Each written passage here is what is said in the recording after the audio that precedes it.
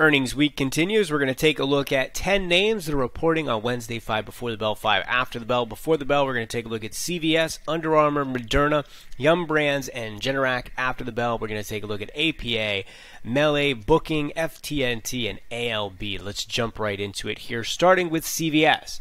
Now, this chart that I've got up on the screen here goes back 10 years, and there's one big area that is very, very clear. Starting in 2014, we get another important price action zone there in 2016. Acts as resistance all the way into 2021. That first test fails there. Then we get over it. It acts as support, pushes, and here we are in 2022. And we held that 88 zone. So you can see 10 years essentially of price action at that 88 level is key on this chart. We came down, we tested it, we held, we bounced back up. The spike high there in 2021 and that kind of shelf that we broke down from earlier this year is right here in at 97, 98. That's going to be the key. Got to get back up over that 98 zone for CVS to continue to push higher. If it fails here, watch that 88 level as that major level of support.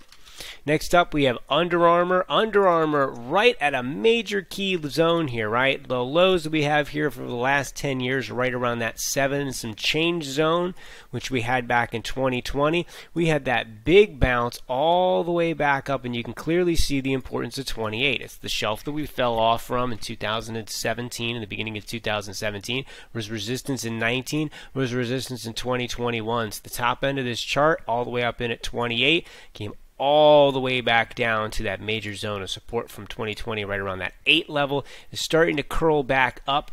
I'm going to zoom in a little bit so you can see the current price action a little bit better.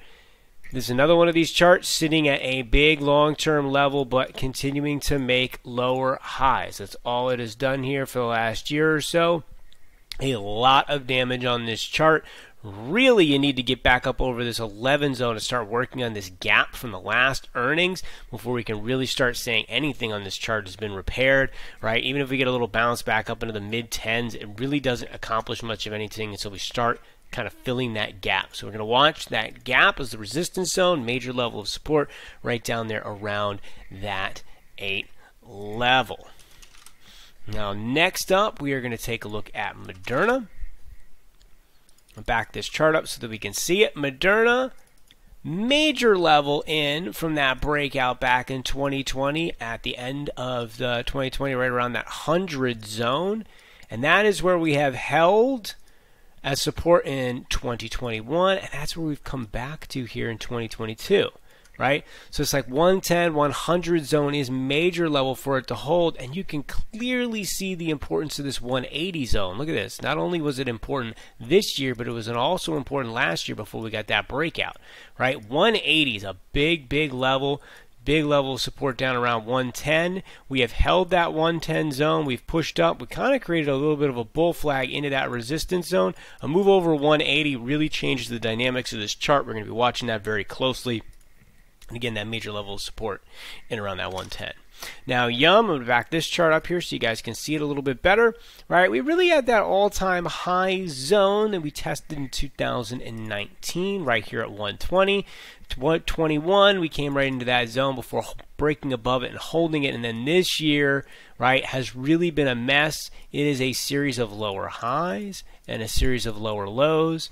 And the way we really can look at this chart, remember, price support is not a line, it is a zone. And the zone for price action is between that 110 and that 120. You can see a ton of price action over the last few years taking place in this zone. And whoever won that battle won the next move, right? So we failed here and we pushed lower. When we finally broke back above, we continued to push up. The resolution of this zone is what we're watching for here.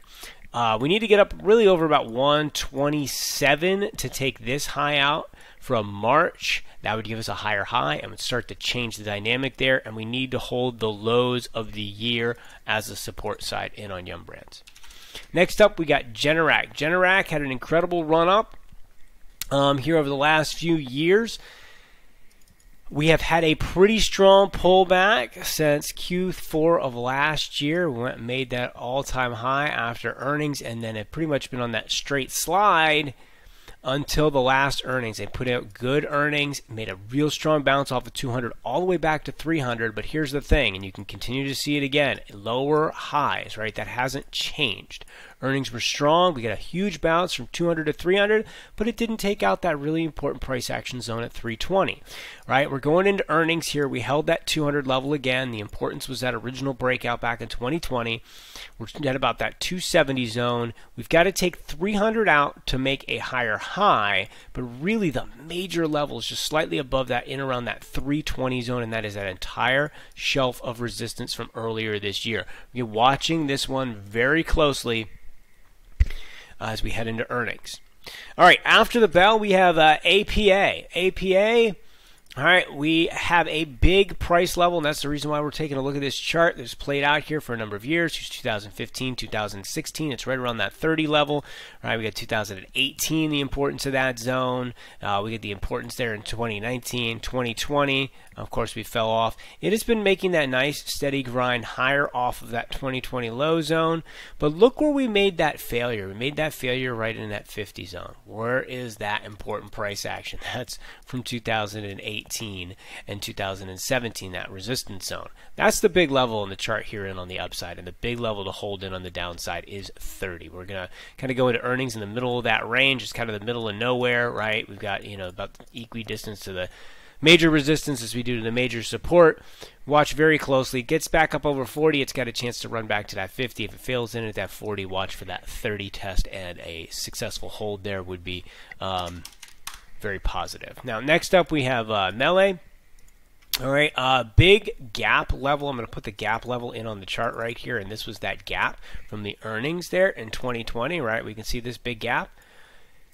Look at all the price action this year that's taken place in that gap, that 600 to 700 zone, right? And even if we look at this before the gap, right, and we draw this in here, that is a big price action level that's been playing out since 2019. So we're talking about major levels once again, right? 600, low of the year's got to hold. We've had that bounce out of that price area of support, and we've run back up into this major shelf, right? Earlier this year, right, we came down around that 850 zone, and that's where we get that big bounce from. And when we rolled over, we could not get back over it. So it acted as resistance here. It acted as support here. We're testing it from the underside. Is it going to continue to act as resistance, or can we break through it? Right? This is another one of these charts where we have a series still of lower highs, right? We're holding those lows, but we have not gotten that break up to confirm any sort of real accomplishment out of the bulls. All we have done at this point in time on most of these charts has just held the level of support. We need to get that price appreciation. We're going to be watching this one very closely. All right, Booking.com. We've got that 1700 level, and again, remember, price zones, not one particular number. It's really this entire zone. You can see the importance, right? Broke underneath of that and got back up above it and have held above it. And here we are testing that again. That 1600 to 1700 zones, that major level, right? On the upside, that zone's really, right here, about right in there. It's just like that 2100 to 2200. There's just a ton of price action. Held, broke below, held, broke below. Right? 2200 is going to be that key. You get back up over that 2200 zone right in here. That's a big accomplishment. Your next zone's up there at 24 and then 27. But you got to hold that 1600 to 1700 zone. Right? That's going to be the key. FTNT, here we go. We've got, again, a big breakout there in 2020, and this is one of those stronger names that haven't given the majority of the move back, right? I mean, this breakout happened all the way at 30. We're still trading up at 60, so it has held on to a lot of that. This has been a monstrous, really just ugly, choppy range from about June of last year, right? There has just been no real price appreciation. You're trapped inside this zone. It's a mess. We've come up, we've tested the top. We had a false breakdown. We had a false breakout. It's a messy zone between 50 and 70. We're opening again, going into earnings here right around the middle of that zone, right around 60.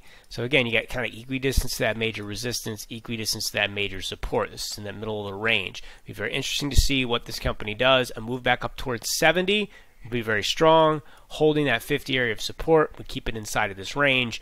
And we're really looking to see if we can finally get a move out of this range, and it very well may not happen this quarter. It may still take some more time, but these are the types of patterns we love to watch, because when we get those breaks out of those ranges, we typically tend to get some pretty strong moves. So this is one to keep on your radar. Under 50, over 70, definitely worth paying attention to. And last but not least, we'll take a look at ALB. We back this chart up, major breakout level in around 140, and we really kind of have that 140 to 170, right? We had a little bit of price action that traded there in the first quarter of 2021, right? That was kind of that consolidation after the original breakout. Then we got that big push earlier this year. We came down to that 170. We held it, pushed all the way back up to that 280 zone, failed, came back down. All right, we've put in higher lows here, 170, 185, 190, right? And we do not have a series of lower highs, right? We have a mixed bag, as you can see right here, right? We actually made a higher high on this one, right? So this is kind of a sloppy chart. It's, big range here between 170 and 270.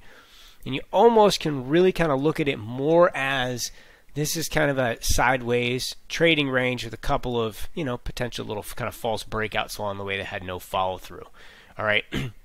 I want to continue to pay attention to this, right, because it does have higher lows that are in play. It's kind of that messy top to it. I think you need to get back above 260 and hold 260, right, to get that run back towards those highs. It's really easy if it gets over 290. That completely changes the structure of this chart. But, if we were to fall back down and continue to put in a higher low, say maybe around 200, you'd still have that type of pattern, setting up.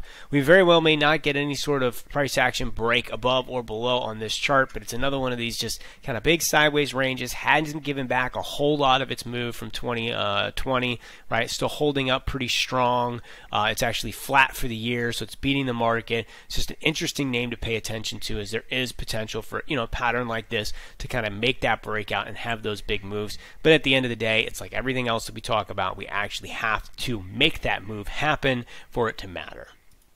As always, I hope you guys found this information useful. I will see you guys tomorrow with Thursday's earnings. Until then, take care.